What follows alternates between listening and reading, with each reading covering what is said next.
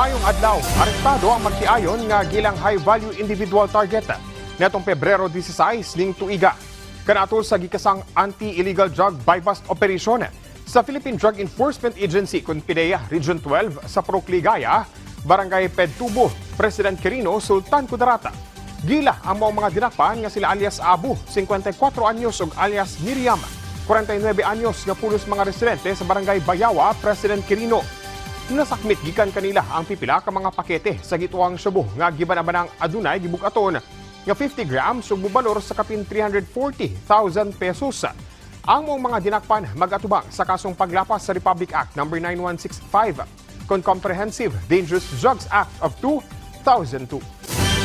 Nangatag na ang lokal nga kagamhanan sa syudad sa Tagum City, Davao del Norte ug mga food supply sa mga nutritionally at risk nga mga bata ug mabdos.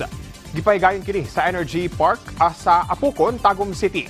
Din kapin 400 ka mga benepisyaryo ang nakadawat sa among mga food supplies. Kuna sa kapin 300 ka mga batang malnourished ug 26 ka mga mabdus ang nakabenepisyo. Tumong sa mong programa nga mahatagan ug kaalam ingon man kahibalo ang mga ginikanan bahin sa saktong nutrisyon ug sa mga angay nga buhaton aron nga mapalabo ang panglawas ug malikay sa malnutrisyon ang ilang mga anak.